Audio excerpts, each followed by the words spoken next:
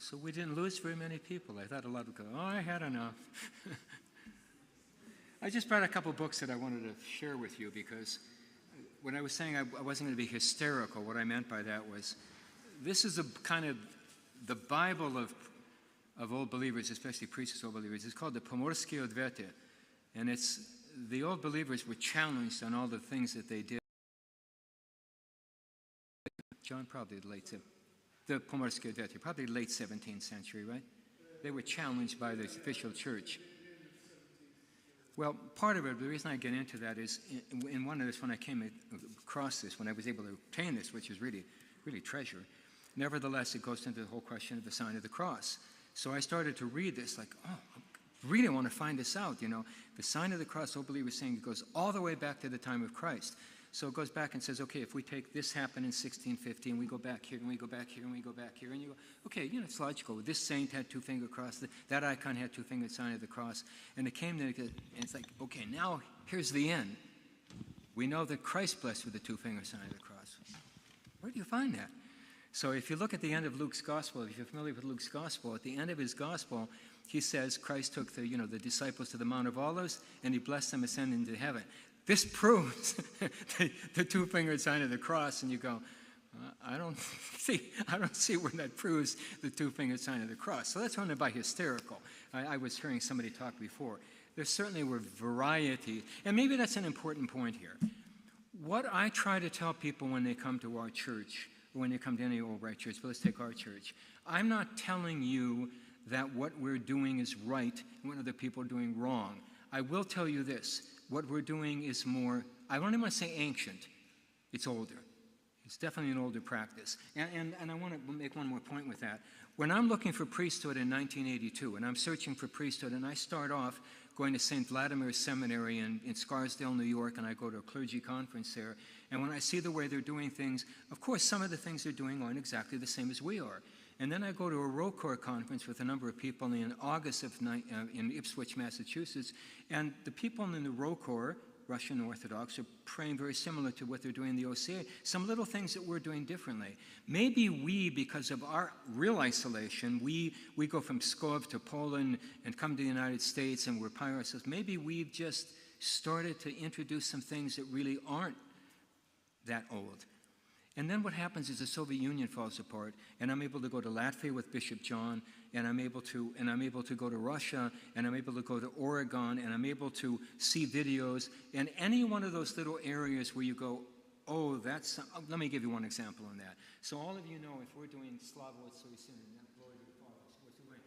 Glory to the Father and to the Son, now and ever and unto the ages, Lord have mercy. We're doing it 3 times. And if you go to New Rite churches, you'll generally see it done once. So you go, maybe that's something we invented. Every one of these old believers all over the world are doing it exactly the same. And you have to understand, they've been isolated. They were isolated because of persecutions. And the likelihood when you're dealing with old believers who are going to start introducing innovations, it's extremely rare. You have to be really older Joe, you know, maybe you were in my age bracket. You can remember when we were children, if you didn't pray properly or something of that nature, make the sign of the cross, you got whacked on the head for it. So, you know, you're just not going to have that kind of sloppiness. It indicates. So these practices are really universal, and you can really look at them and say, these really are practices that predate the reforms. Yes? Did you start that stream again? Yeah, I did. Thank you. Okay, so in one of the book, one of the things. This is actually.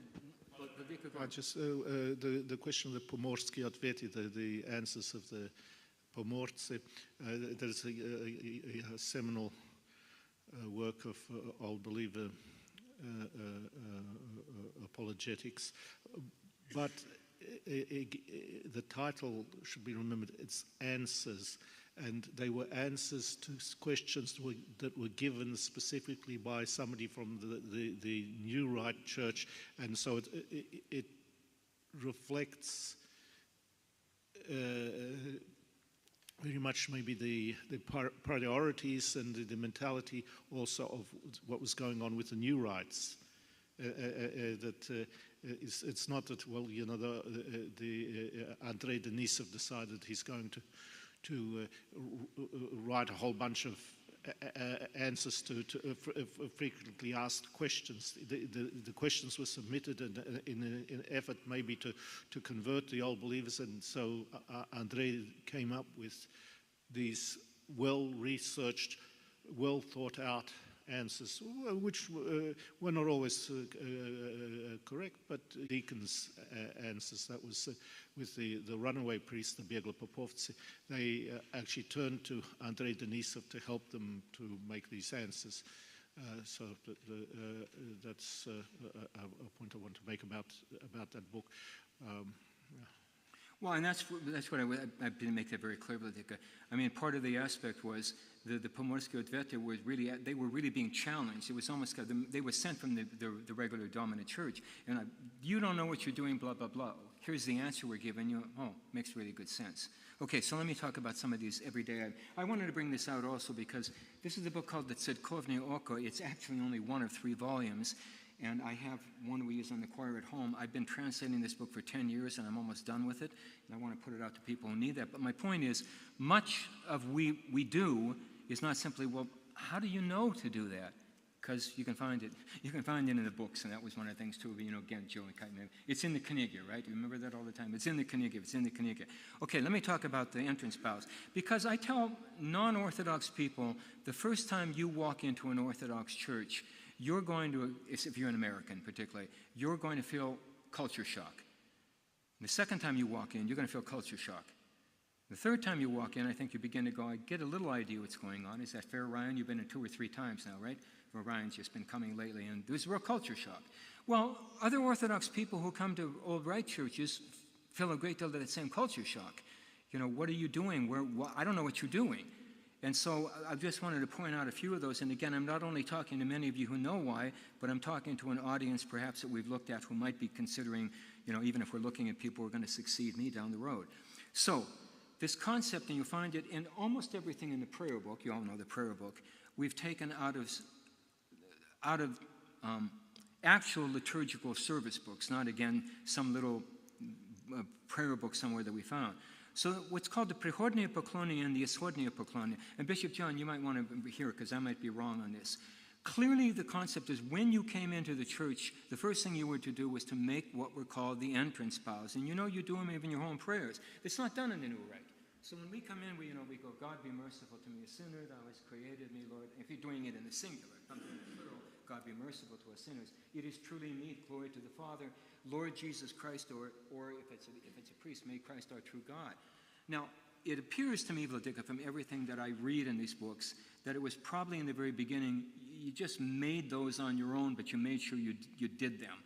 But it looks like at some point in time they became corporate, that everybody did them at the same time at the beginning of the service. Do you agree with that? I'm not sure of that, because,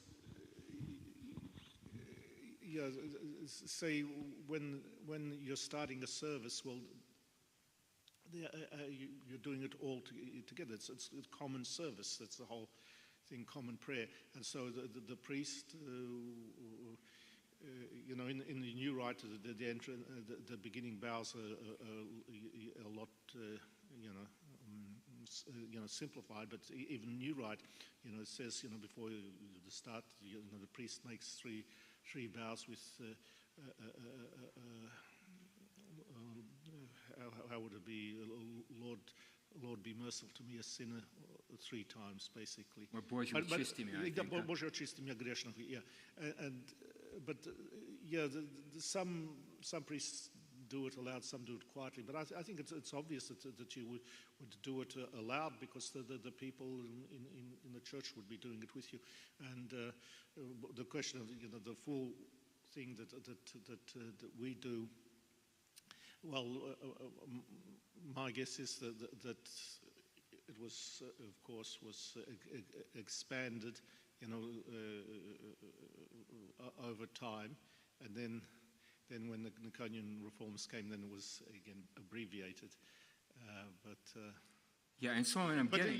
This is kind of guesswork, but I think that the beginning of common prayers, it is normal to do that commonly. Of course, when you come to church, well, everyone does it on their own. But yes, but in any event, So I think, again, for those who might be watching this and see the recording of it later on, the aspect that is something that I think that's confusing to people who've never done that. You come in, what are you doing? So you do the entrance vows, and before we end, we do the shodnie poklony, which means before we leave, and you do them in your daily prayers. You all know that, but for other people who don't know it, this is how we begin services. Normally, we'll ring the bell or something. You do the entrance vows first, and then the priest will go into the altar if it's a vigil, whatever it is, and then it's blessed is our God, or blessed is the kingdom, whatever it might be. Well, it's not going to ever be blessed is the kingdom right after the entrance vows. Podruchniki, of course, I've mentioned Podruchniki. Olga and I have talked about on our website, which I'm just amazed how much we sell. We've never advertised Podruchniki on our website, and I was looking at it because Olga and I talked about starting to put them on the website, and I was kind of surprised because I just put it into Google the other day and came up at Amazon was selling Podruchniki, and I didn't expect to find that. And of course, I think, again, that's one of those things that people, what are you doing? And I think with some people, I find sometimes when new rite people come in, they're almost, it's almost like, I won't use that thing. I don't know why you're doing it. And of course, it is one of those words that's really hard to translate. Sometimes people try to call it a prayer pad. But, what does it mean? Podruchnik. Literally, it's under the hands. And let's face it, certainly in earlier days when you didn't have what we have, you had dirt, your hands were going to be dirty by doing that. And you're doing prostrations. But, what I find interesting when I talk to any of those, sometimes I see the young people in our church and they go like this. Unclear on concepts. And I've done it with a couple of my grandsons, and I said, put your hands on the podruchnik. But, especially in the winter when you've got salt and you've got dirt, you can feel that soot on your hands. And so the podruchnik is for that purpose. And it's also interesting as I looked at something in one of these things, and it did say, because a lot of times we used to have our podruchniks laying like this. And then somebody came one time and said, well, then you got dirt going from the bottom on the top of the next one. So it's really better to keep them folded like this. So you don't have the dirt that gets on your hands. What are you saying? You can fold yours because they're lightweight. But if you go to Riga or the Rogosh, they're quite heavy. But the way you stack them is you have one this way, with the bottom on the bottom and the top on the top. And then the next one, you put the top to lie on the top. And then the next one, so the bottom is up, and then you have put the next one, so bottom to bottom, top to top. That's the way they stack them. And the ones that you have in Riga, and even more so the ones on the Rogosh, they are too thick. You cannot fold them like this. Well, the good thing I told Olga there. Olga, are you here? Is Olga here? The thing I told Olga there, we were talking about the cost of making them the other day, and we were pretty low, and I said, Olga, on Amazon, it was a lot higher, Olga. I think we can charge more than we're looking at. Okay, the next two I really think are the areas particularly that people who don't come from the old rite are really confused. And probably, if you can remember way back, Father Rothius, you're here. So I don't know if you remember this, Father Rothius. We're in the Holy Land in 1981, and we go to the convent on the Ascension, Rokor Convent, the Ascension, to the Vigil. We're priestess old believers here, and this is really a kind of a brave and bold thing for us to be praying in this church with these Niconians. And we're there, and you're standing next to me, and you're 21, I suppose, at that time, huh? And I know what's happening at that point. I said, do you know what's going on? And you go, no. And I said, listen carefully. They're singing exactly the same thing we do, but it's a different chant. And there's not many chant. The Vicar Daniel would say this all the time. That's why I even wrote in that letter that I, gave you that you advised me not to send. But in any event, I would call high Russian singing, not even Jordanville style, but more like Synod. They don't like our singing. That's okay. They don't like it. But Greeks, and this interesting, like Greeks who are used to Byzantine chant, Arabs, they're more used to chant, they like our chant. So our chant is different, and that's what most people don't realize. They'll come into an old rite church and go, I don't know what you're singing. Well, listen to it, and you'll realize we're singing the same words, but we're singing the old Deus Nomine chant. And it's an interesting aspect, I have to tell you this, because when we came to priesthood, and I was really attracted to Rokor by Father Panteleimon in the Boston monastery that left us a number of years ago, I really liked a lot what they were doing. I liked the chant they were doing. And Bishop Daniel said to me at that time, If you like that chant and you want to do that, then you go somewhere else.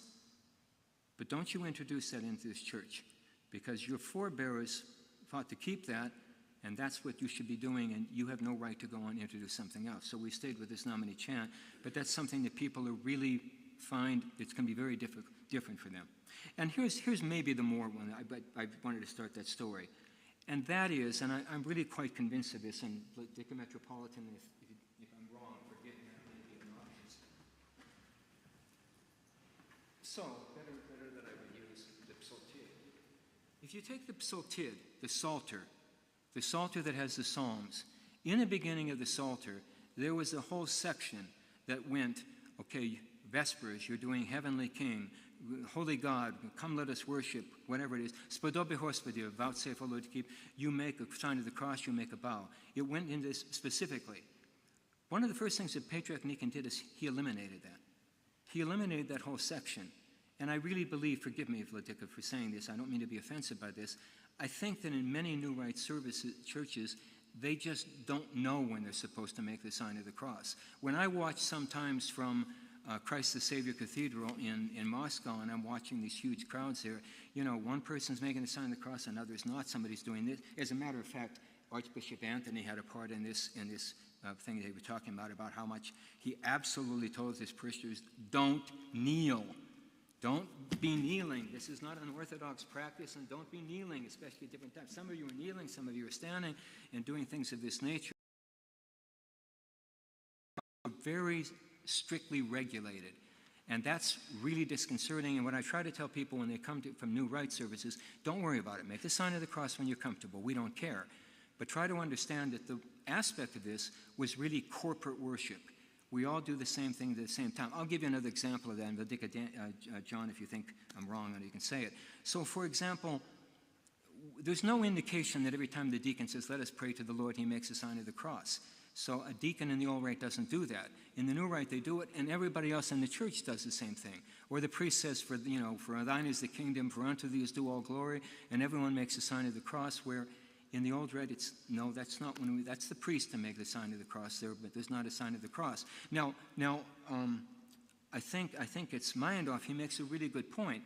If you take the two sign of the cross, the two-fingered sign of the cross was much more dealing with the Christological aspect of the Trinity, where the three-fingered sign of the cross deals more with the Trinitarian aspect. So if you really take the Trinitarian, there may very well be the fact, and Nick, I know when you first came here, I know that was disconcerting to you, is, for people in the New Rite, every time you hear glory to the Father, you make the sign of the cross, and in the Old Rite, you don't do that. I mean, it's not like it's wrong to do that, but you make the sign of the cross where it says to make the sign of the cross, and there are specific places to do it. And once that came out of the Psalter, it just became lost really in the New Rite. In the Old Rite, we all know, and just a good example of that is when we say, vouchsafe, O Lord, spodobe Hospodia, we make the sign of the cross and bow 3 times. In the New Rite, it's when you start to say, blessed art thou, O Lord, and you make 3 signs of the cross. So there's a difference, and I find it's kind of interesting sometimes, because what I find sometimes when I'm in New Rite services is almost like where we make the sign of the cross, you don't. Where you make the sign of the cross, we don't. Do you find that sometimes, Nick? No, you've been in New Rite and Old Rites. So, I mean, I find that happens sometimes. But the sign of the cross was strict. And if you look at the prayer book, we did nothing more in the prayer book. At the back, some people don't realize this. In the back, we have a whole bunch of things that are the normal practices, and we simply said this came from the Psalter printed, and as a matter of fact, just used in the Old Rite are the books that were printed during the patriarchate of Patriarch Joseph. It was the last patriarch before Patriarch Nikon. And primarily the Služebnik, the service books that we use, the priest books, we're using as our prototype the Služebnik of 1652, the 10th year of the patriarchate of Patriarch Joseph. And so that's where you find the differences that arise. But on the sign of the cross, that's why. There were specific places, and if you're not sure where they are, just look in here and you'll find this. Here's another one that I know is really disconcerting to people from the New Rite.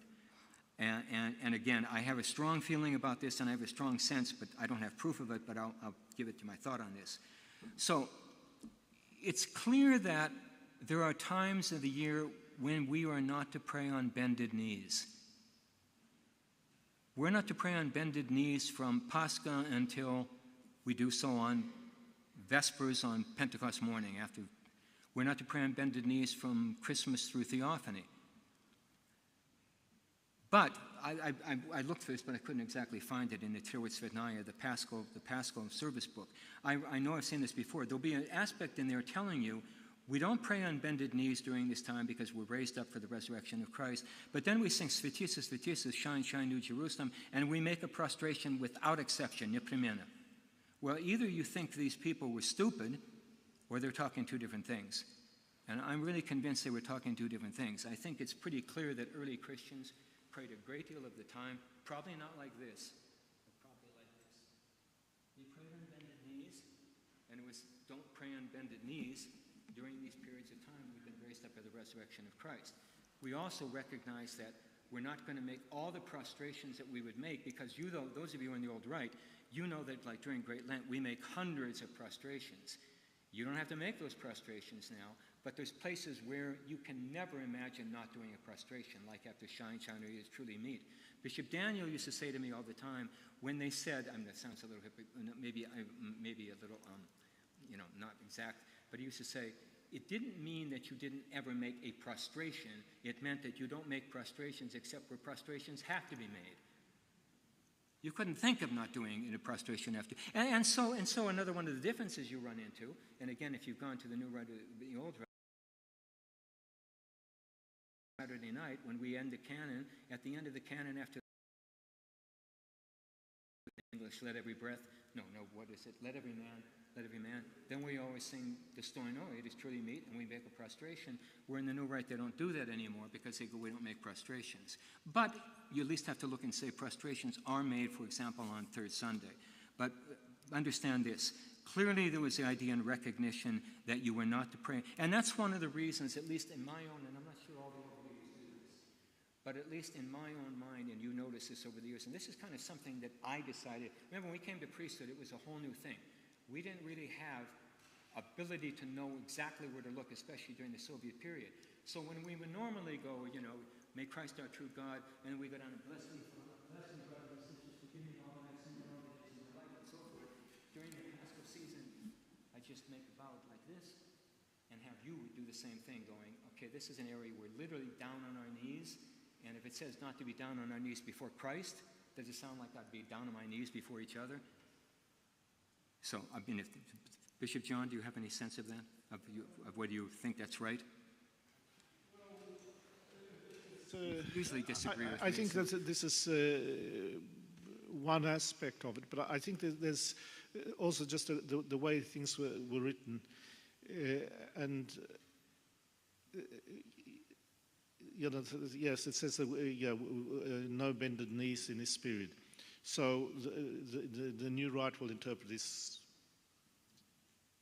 that this is the underlining thing. Whereas in the old books that, for Dostoina and the Dostojnik, always make prostration. So that becomes the ruling. There's a certain contradiction. Of course, as you said, the people who wrote it were not stupid, and there is an element of contradiction. And, how do you, or let's, not contradiction, but an element of, I don't know how to put it. But anyway, they don't exactly agree. And so how do you work the two? Well, the new rite just took the one principle, the old rite kept the other. But if you look in other traditions, the instruction of not bending knees on Sunday, well, that goes, I think, back to the Fifth Ecumenical Council. The Greeks, they acknowledge that, but even yes, on Sundays there are certain times when they do prostrations. At the consecration of the holy gifts and so on. So it is that the rulings were not so absolute, but they were put there, written in a short form. You know, there wasn't we're going to we've no bended knees except this, except that, except then becomes. But I'm suggesting they're talking two different things. I may be wrong. But if it says nipteklona kolena, not on bended knees, in the other place it goes zimni poklon. I know what we, but one is saying not on bended knees, and the other is saying above the floor, a prostration. Yeah, shouldn't walk away. Okay. I'm not sure. You have to. I think you can explain it in different ways, but in the end, we have to look what is the practice, and we have this. For whatever reasons, here is a difference in practice, and so we just accept that. Let's stay with the bows, because this is another one with the Digadaniel, and again, whether you think that's right or Metropolitan does also. So one of the other differences you find in the Old Rite is, of course, we really end up with two types of bows. Either you make, poios nipokon, or you make a zemnipokon, but we don't have this. Now, it's possible, this is what Bishop Daniel's theory anyway was. Bishop Daniel's theory was that there was a time when there was a metania. And the metania was something probably in between, something like this. Which a lot of people do is there's a nipokon, but something in between. But again, that's one of the things I think that people find when they come to why aren't you kind of doing this? Because we have one or the other, the bout of the waist, the bout of the floor. I don't think so. There is, what Liturgical was talking about, this metania, and that was more or less what you did. But that, I think the origin is different. The thing is that in defining a small prostration or bow to the waist, in some New Rite books it is written, that you bow far enough to be able to touch the floor. And so, this came in the practice of touching the floor. It's the degree of the bow.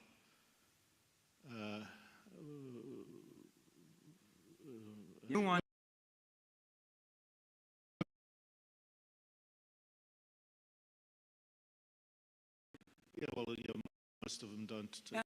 And I want to make a point. I mean, that's one of those things I think when you're in Rome, do as a Roman. So what I mean by that, if I go to Jordanville and I'm going to venerate the gospel during the vigil, I don't make a prostration to the floor because I know that's not the practice there, and I know it's going to be scandalous. I'm not going to do that. Just like, I think all of you know that very well. If somebody comes into our church and is using the three-fingered sign of the cross, we don't tell them, "Oh, well, you can't do that." Okay, but nevertheless, if I know in a New Rite church, they're going to be scandalized, and in a sense, it's kind of ostentatious, right? But you're not, but I'm going to make a bow to the floor because we make bows to the floor, so I'm not suggesting one ought to do that. I think another one, I just wanted to mention this, because some of you may have heard me make that announcement yesterday. One of the problems we have is this whole idea of people with any kind of decorum of proper dress in any venue any longer. And I said to somebody, before the funeral yesterday morning, I was in the YMCA the other morning talking to a really dedicated Catholic I know, and he was ranting on about the fact that Catholics come to church now with, girls come with the tightest little shorts you have and so forth. And of course, if you notice in that funeral yesterday, there were a couple boys who had shorts on. I don't know if I've ever seen anybody walk in with shorts on. I didn't want to embarrass him and tell him to get out of the church, and there was nothing he could really do. But there was a good number of women also who weren't covering their head. And I have to tell you this, what I find really interesting, if you remember this or not, they were nice people. Last week there was a group of people, there was a family that came, they were Antiochian Orthodox from Indiana, and the woman came in and she clearly saw everybody had their head covered, and she didn't cover her head. And one of the things I generally find with, if you tell Protestants or Catholic women that they have to cover their head, wear head covering, they almost always will do it. If you tell other Orthodox women to do it who don't normally do it, we don't do it in my church, and why are you making me do it here? But I said before the funeral yesterday, I understand and so forth, but we want you to know that St. Paul writes that a woman's glory is her hair. Women cover your hair when you're praying, and it is our practice, of course, that if we're talking during a service, if a woman, we have scarves, so if a woman's not willing to cover her hair, we'll say to her, you have to stand in the back of the church. I mean, you can look at that and say, well, do you want to chase people away? But we have scarves. It's another thing to have a woman walk in one service with pants on, let's say, and say, okay, I'm not going to tell her to leave, but if she were to come back next week, I tell her, try to wear a dress. And again, for you particularly, Liturgical Metropolitans, I'm not sure you're even aware of this or not. So one of the other practices in the old rite that we have is when we give communion, we give 3 spoonsful. Were you aware of that, Liturgical? Okay, so we give 3 spoonsful rather than 1 spoonful. I don't know, I looked for a number of different places. I even Googled in 3 spoonsful of communion. I'm sorry, Liturgical. Generally, the idea of the first one is the body of Christ, and the other 2 are just the blood of Christ. Not that you have, not that you have to make absolutely sure it's not, but that's kind of the normal practice. But I couldn't find anything on this. The only thing I ever remember was Archbishop Anthony of Los Angeles, not the same Archbishop Anthony I talked about. When he was here for the 1986 conference that we held of the ROCOR conference, he was asked that question, and he said, this is really the right way to do it. It's the older way to do it. Just leave it at that. But there are 3 spoonsful, which is another different type of thing. I looked in our prayer book also, and I think another nuance, I don't know if we should call it a nuance, maybe it's because I think it's ROCOR too, and I'm not sure. I've had discussions with different priests. Of course, our attitude towards serving liturgy is the culmination of a cycle of services, and particularly if you're going to serve the liturgy and if you're going to commune at liturgy, then you really need to be present, at least what I tell people, at least for the significant part of the vigil the night before. Once you have to be here every minute. But sometimes the question comes up to me, well, I can't come to church on Saturday night, can I take communion? Well, why can't you come to church on Saturday night? Well, I like to go shopping on Saturday night, maybe I'm being a little ridiculous. But then probably you shouldn't be coming to communion on that Saturday, on that Sunday morning. So, that's another thing that we would pretty much, I have never, and I can't imagine ever that we would ever serve liturgy without saying we did at least Vespers, Matins, and hours. Nice if you do midnight service at Compline, but if we don't do all of that. We talked about the double Alleluias. We talked about this nominee chant. Again, just the idea of the Rubashka and Sarafan. I made this point a long time ago that we don't, why do we still encourage our choir members particularly to still wear a Rubashka or a Russian shirt, if you want to call it that? Because again, I think that the tendency of people nowadays is not to have any idea of proper decorum. So if I walk in with a t-shirt or a sweatshirt, it's proper, attire, and we don't want to get into that. So we're still pretty much telling our choir members we want to have them do that. I'm not saying they all do, including my own daughters who sometimes walk in, and I don't approve of the clothes they wear, but I look at it and say they just came from work. Maybe there's a justification at least for that. But I think the reason we still use this is, of course, not because we're trying to stress or trying to pretend to be Russians. They're just more practical to pray in. I think any of you have prayed, and if you do prostrations, if you've got a sarafan, if you've got a rubashka on a Russian shirt, it's a lot easier to make the sign of the cross and bow than if you've got a shirt that you're tucking in, it's coming out. The same thing is true even if you're making prostrations, whatever it is, and you're a woman and you're wearing some kind of skirt that's particularly short. The lestivka, I guess I should at least mention the lestivka. The lestivka, it's really interesting, and I don't know why. This has become a really big item that I'm getting orders for all the time. I felt 20 years ago hardly anybody even knew about lestivka, although when we first came to ROCOR, I remember very clearly Metropolitan Filaret, who was a Metropolitan at that time, he always had a lestivka, so he used a lestivka all the time. But the lestivka and the chotki, I think there's a little different concept at least, and again, I'm not much of an expert in the chotki, but I think sometimes its purpose is almost a little more like, maybe the ceaseless prayer that I'm praying, where the lestivka really, if you look at the lestivka, its purpose really is, in the Orthodox Church, we got 12 Lord have mercies, we got 40 Lord have mercies, we got 30 Lord have mercies. It's a lot easier to be doing this, and they're divided in that manner. That's really the real purpose of them. I read all these symbolism. This represents, the 4 evangelists. I'm not saying that's not true, but I think some of it you can start to invent. You invent symbolism, but the lestivka, for the most part, was a simple fact that you're not standing there having to worry and count numbers all the time, especially since we have so many numbers that are involved. All right, I've gone through a number of things. There may be other ones that I should have talked about, but I promised I wouldn't go on and on. Now, you got to have some questions on this part. So what? Are there any questions about anything? Come on. Yes. Yes, we do 3 spoons it all the time. And I guess I understand where you're coming from that, I think. The question is, do we also give 3 spoonsful at pre-sanctified liturgy? And I think I understand why you're asking that question. It's quite clear in the instructions we have in the pre-sanctified liturgy. When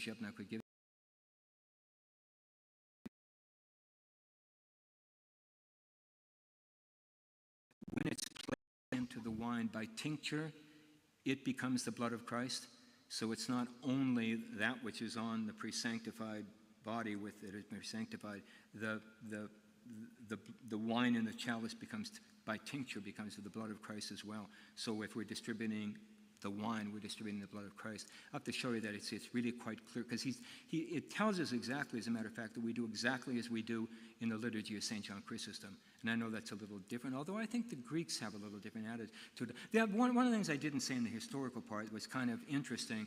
When the Patriarch Nican made many of the revisions, many of the reforms, of course the idea was to unify is not the word I want, to correlate with the Greek practices. But in fact, many of the things, and I was there during Great Lent for a pre-sanctified liturgy, and the priest did something or other, and then he said, we don't normally do that way, but we did it for you because you're from the Russian church. And I said, no, we do it this way. And he said, oh, that's the way we do it. So it was like our practice was what the Greeks were doing there, not what the Russian New Rite. So it's a known fact that not everything ended up correlating exactly with the Greek practices. Yes.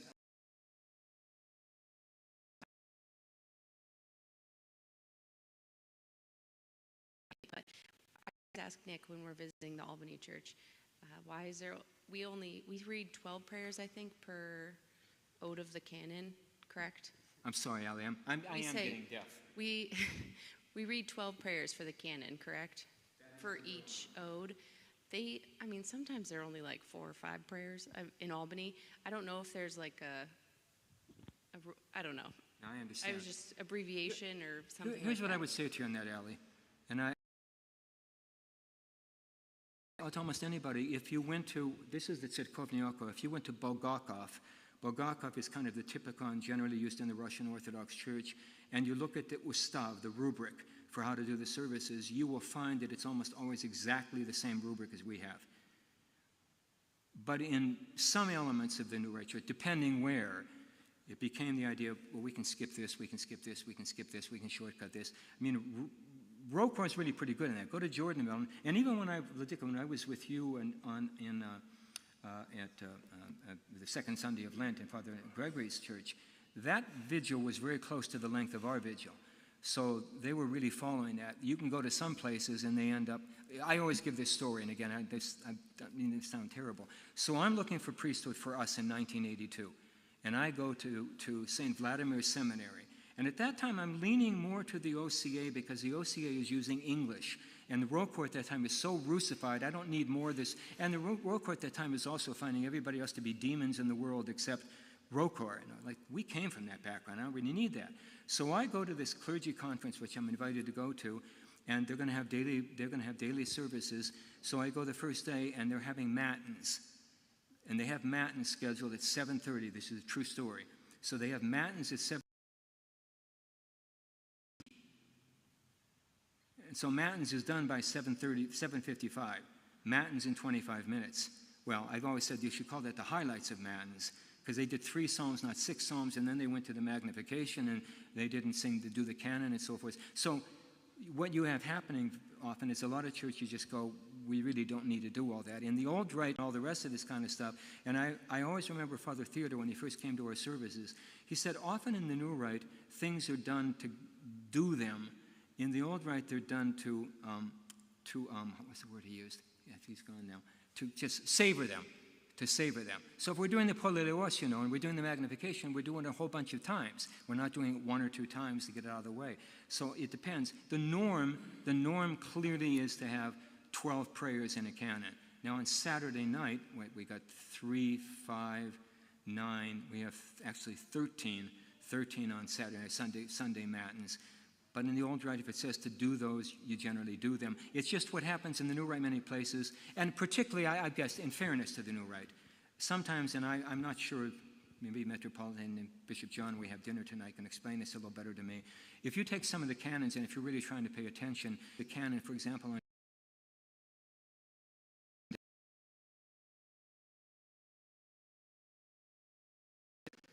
means you do it 6 times a piece. In the old rite, we do it 6 times a piece.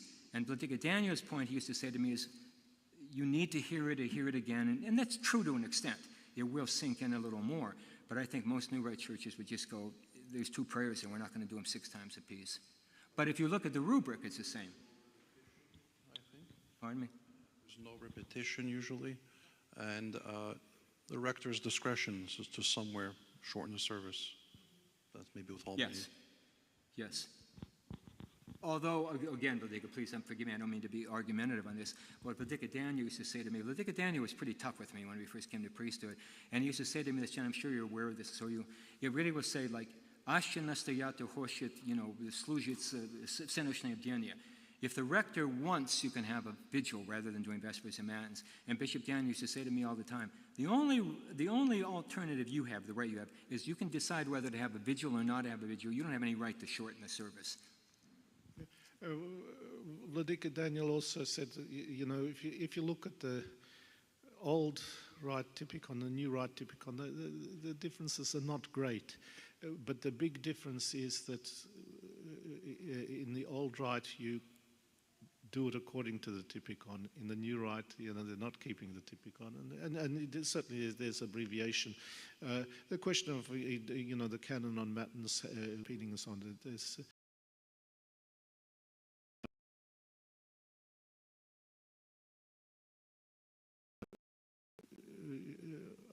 A thought that I had on it was that originally there were the Old Testament odes in that position, and we could keep them in great length.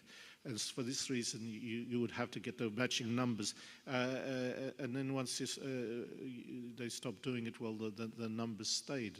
But that was a particular stage that Typicon was developing. Anyway. Yeah, this is a little priesty that may go over. One other one I wanted to mention, so you're aware of this tomorrow, because this can again be disconcerting, I think. And again, this is one of the things we can look at and say, we didn't invent this. One of the things I often tell people is, since I became the rector of this parish almost 50 years ago, I haven't changed anything. The people who up 3rd Street say I did, but we went to English, that's not really changing and nothing else. But when we come to the Kathisma on holidays, on feast days and Sundays, we have written, and we have those in old books, selected verses. So we're singing selected verses, not reading the entire Kathisma. On a weekday, when it was not, those of you who come to Great Lent service and we do daily services, we read the entire Kathisma. But on the Sundays or on the feast days, we're just singing selected verses. So when we come to the Kathisma like tomorrow night, we'll be singing like Ispovem se tebe sudivsem seditsem oyem, alleluia. Okay, so that's another nuance of the. And I don't know whether you guys up in Alaska do that or not. Do you know, Tina? You know what I'm talking about? Where instead of reading the whole Kathisma, you just sing some verses. I can explain that. The thing, Naonna Epenia was the standard znamenia that was in Russia, but there was already reforms at the end of 16th, beginning of 17th century, going to Narechnia. Naonna Epenia keeps an older pronunciation. It was really, quite a bit away from standard usage, where the hard sign was made into an O when you sing, and so on. Because the change was somewhere, say the beginning of the 17th century, that was shortly before the Schism, and the obichod, the music books, had not all been formulated for the Narechny opinion. And this is the Naoni opinion was kept by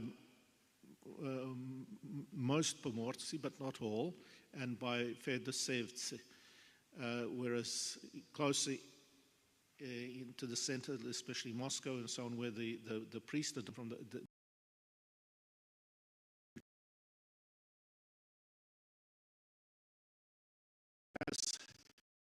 the notes for singing Blažen muž, which also is in new writers sung, and also Neporochny, maybe something else, but something like this. It was never written down because there wasn't enough time. A new thing, but because the up north, far away, everybody's keeping the old singing. The obichod was still there. So you go to a Narechny obichod, you will not find it, but you go to this is why you have been able to preserve it. One more point that I want to make, and then if you have any others, Ali, this particularly applies to you because I have to tell you this happened yesterday, and that my mother used to ask me this question all the time: why do I insist on having two choirs? Because, for example, you know what I'm talking about. Yesterday I was really happy because I generally don't serve liturgy on weekdays, so Father Theodore and Father Horothis can serve, and I'm not always serving in the first, but that's why I don't do it. But a lot of times I'm needed to sing. So on Peter and Paul, was yesterday Peter and Paul? No, the day before. On Peter and Paul, this is a really nice choir here this morning, So then all of a sudden Daria leaves, and Catherine leaves, and Nicholas leaves, and Alexander leaves, and Nathaniel. These are all my kids and my grandkids all abandoning, and you're left on that choir by yourself. So, as we're singing particularly the 33rd Psalm at the end. But the reason I really insist on that is because we do sing so much, and we try to follow, like the stipenda, the antiphons. It says sing them twice, we sing them twice. When I was younger, Father Horothis may remember this, Thursday, literally Great Friday, Passion Matins, but we do it on Thursday evening, and you have all those antiphons that are sung, how many, what are there, 50, 60, whatever they are, and you sing them twice. By the time Pascha rolled around, I could hardly swallow any longer. So, I really find having two choirs really helps you, that you don't have to be singing. And so if the choir is a little weaker, you did a great job on it yesterday, Aloy, but if it's a little weaker, I still go, yeah, it may sound better if we all sing together, but it's a lot harder. And the rubric in the books always says right choir, left choir. So antiphonal singing was really the norm, was the expected. That's why we do that. Yes, Mark. We have a question from an online guest. Oh, how nice. And it indicates, would you say the old rite is closer to Greek tradition? I thought we talked about that a lot. They just turned it. I guess I would say this, at least Metropolitan and Blake John have a different saying. Clearly, the Russians received their Christianity from the Greeks. And so clearly, their entire ritual, of course, you have to understand, the Russians eventually take the rubric of St. Saba in Jerusalem, not the Studite monastery necessarily, so there might be some difference. But in the beginnings, clearly for a number of centuries, the Russians really were following the Greeks. The real issue becomes, we've said here, you can judge on your own, that the likelihood is there were variations that began among the Greeks because of Latin and Turkish influence over a period of time, so the Russians may have not been as close to them, not deviated the way the things go. But I don't see how you can question the idea that it was close to the Greeks, because the religion comes from the Greeks. And one of the things that I try to do, especially when you have Troika, I was telling Metropolitan Nicholas about this before, and we have Troika and I speak to hundreds of people in the church. One of the things I try to tell them is, try to understand that even though we have Russian Orthodox and Greek Orthodox and Romanian and American Orthodox, we really are all one Orthodox. We're not like Protestants, Methodists, Lutherans, where they have different beliefs. We all believe the same thing. We're all reading the same gospel on the fifth Sunday after Pentecost, and we're all singing the same tone fives together and so forth. So we really are all one church, and as I think Bishop John was saying, and Bishop Daniel again said this very well, and I agree with that. He used to say, people would say you're using a different rite, the old rite. He's saying, that's not a different rite, it's a variation of the same rite. I hope that answers that. Yes, Philorette. So this is in regards to what Bishop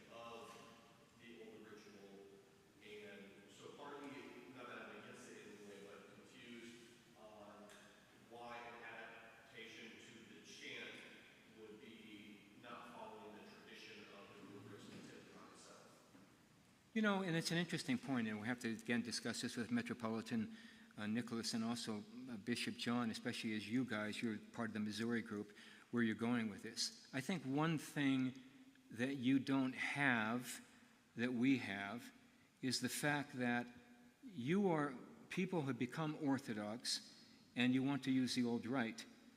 You're not really following necessarily an almost an aspect that says these people, this church has always been the old rite. Therefore, you really need to be careful that you don't start deviating from that, because this really is part of the old rite. So I guess I'm saying if you had some adaptation, clearly we understand the evolutionary processes. And maybe what you said, Philip, and I just want to say this for a minute, go back to historical things for a minute. If I were scholarly, which I'm not, I often used to say that I would like to write a book in which I would try to indicate or show that you could trace even the Russian Revolution back to the schism in the Russian Orthodox Church. Why am I saying that? Because when the opponents of the reforms, they may not for the Tsar, but there was a certain element of the most conservative element of Russian society walking away from that culture. And I try to, this is the analogy I gave. I don't know if you heard me say this. I used to teach this in my Russian culture class and say to my students, if you took America in 1994, when in 1994 Newt Gingrich and the religious, the right, the conservative right, really took control of Congress, if Ted Kennedy and the liberal Democrats had stepped away, then the conservative Republicans would have probably gotten everything they want. The liberal Democrats didn't do that, and so you end up with this passion. What happened in Russia was you had the conservative element of Russian society that literally kind of walked away from society, and when Peter the Great comes, and Peter the Great very shortly thereafter starts really having massive changes in Russian culture and the church, that's when you really start getting into polyphony, and you having Ukrainian singers come up and the music really changes. The old believers, by this time, their attitude is almost kind of like this. I'm glad to see it happening. We told you this is what you were going to get. So you really did end up with this process. And the church, for a significant period of time, did become under the authority of the state. I mean, even to that, that's why many New Right people really think Nikon ought to be a saint, because he was really questioning the authority of the state. And over a period of time, eventually the patriarchate will be abolished, which I think is maybe the greatest shame of the Russian Orthodox Church. So those processes took a period of time. So I don't know that one could say it's wrong. It's just if you're maybe there's one more thing in the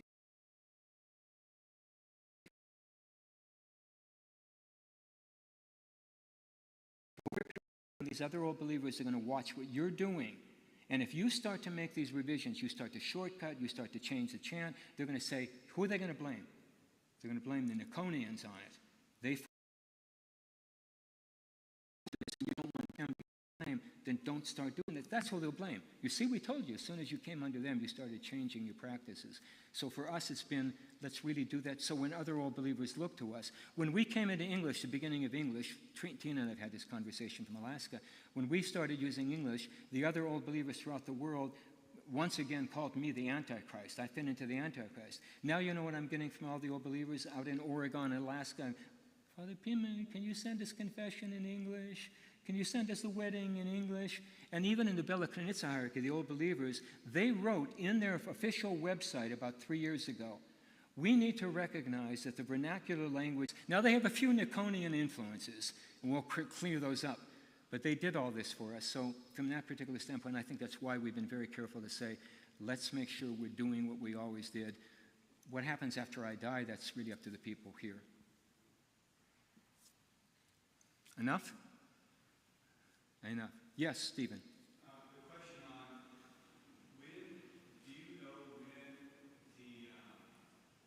the big change in singing happened in the Russian Orthodox Church after, because it was Zanami for quite a long time, wasn't it? And then sometime in the 1700s? Really a great deal of it began to happen in the 18th century, particularly when Peter the Great's daughter, Elizabeth was the empress, and she had a lot of Italians. Peter was really under more Germanic Protestant influence. Elizabeth was much more under Italian Catholic influence. And Catherine was, after that fall, there was more like French influence. So it was really, a lot of that really began to change. There was some polyphony already creeping into the Russian church, even probably before the Schism. But it was really in a minor basis. But it was really in the 18th century that really came in. After the massive, Westernization practices, particularly when Elizabeth came in following her father Peter. This is a question for clarification. Somebody got in contact with us a week ago and asked us all sorts of questions, and I don't know if this person was seriously considering coming back into communion with the Orthodox Church. They're kind of like Belokranitsa, but this lady told me that the reason for the schism, and I had not read this, and that's what I'm asking for clarity on, but that they were pouring for baptism. I'm sorry, so Steve, they were what? They were not doing, Oh, pour. There was pouring, not immersion. yeah, like the Roman Catholic practice. And I had told her, I've never read that, and I've read a lot of history. I know that the influences from Rome, especially the Protestant.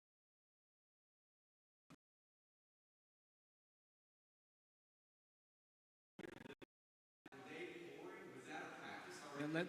Let's say that we're getting into some really deep issues here, but let me answer it in this manner. One of the things the Belokranitsa hierarchy, Tina, that when Tina has decided the Belokranitsa hierarchy has questionability, but one of the things with them is they will often say to you, because I'll often ask them, how could you take your priesthood from Ambrose when Ambrose cross, there was an inconsistency there. Why wouldn't you take it from the Russians? And their argument will be, we didn't view the Russian church as being heretical until they began, their bishops were all using pouring baptism. So there was certainly pouring baptism going on. There was certainly, places where immersion baptism wasn't being done in the Russian church, and there probably is still, well, I think, a lot less. Before Nikon. What? My question is, was it happening before Nikon? I don't know.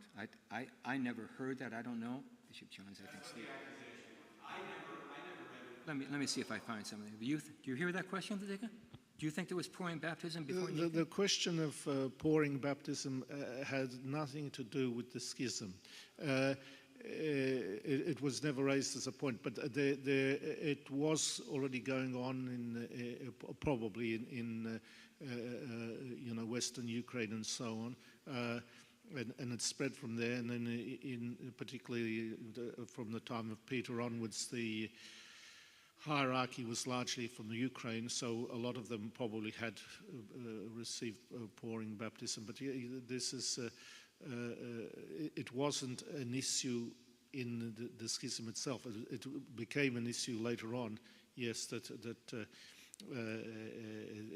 the old ritualists would attack the New Rite Church on the grounds that there was a certain amount of pouring going on, and particularly, because the bishops were from Ukraine, probably among the bishops there was a larger number. When the priests still didn't have their bishops, and they were relying on runaway priests. They always tried to study. Well, number one was the priest. What sort of baptism did the priest himself have, and then what sort of baptism did that bishop have? And some of them, who were historically Biegle-Popovцы, came to the conclusion that already sometime in 19th century that they couldn't really tell, and so that they stopped generally taking in priests and became practically bezpopovцы, which would be the case with many of the ancestors of the old believers in Oregon and Alaska. But there were all sorts of streams in that. But that's a whole issue in itself.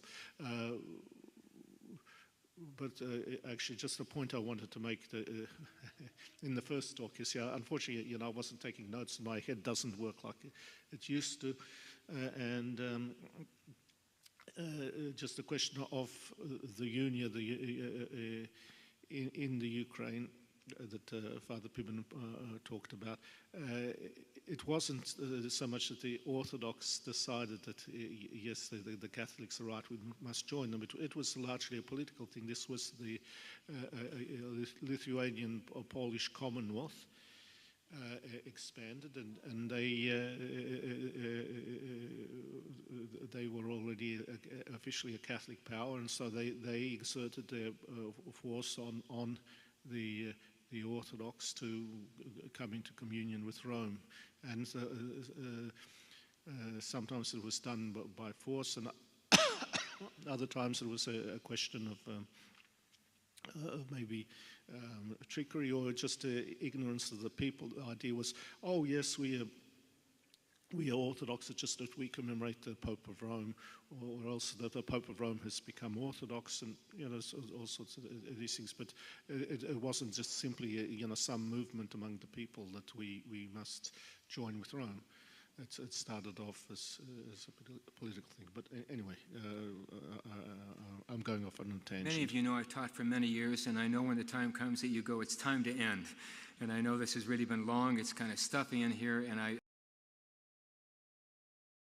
appreciate there are people who are willing to come and try to learn something. So I really do appreciate that a number of you are willing to get up a Friday afternoon, after the Apostles' Fast is over, to come and be here this afternoon. But I think that's enough. If you have other questions, feel free to come up and ask us. And please, feel free to introduce yourself and meet Metropolitan Nicholas, who's so kind to be here with us. He has so many places to go, and for him to come this weekend is really very gracious of him. So let's sing All of Our Hope, and we'll call it a day. And if you want to, meet or visit with him, go ahead. And you know what? If I can get a few of you guys, particularly, to take some chairs here, all belong back in that back row back there. The black folding chairs belong down in the chapel. Where'd you guys get the yellow chairs from? Where did you get, the kind of gold ones back there? Where? Okay, so maybe you can kind of guide them, and if we can get those downstairs so everybody could take one, and we don't have somebody have to do 20 of them tomorrow, because I don't think we'll have this here for church services tomorrow. Thank you, everybody. All of our hope we place in thee, O Mother of God, do preserve us under thy shelter. God be merciful to us sinners, thou hast created us, Lord. Have mercy on us, we have sinned against thee, Lord, forgive us. Yes, for Allah.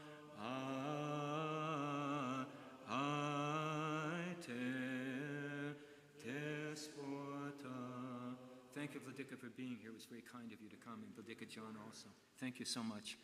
Okay, so if everybody who can is strong enough, give us some guidance.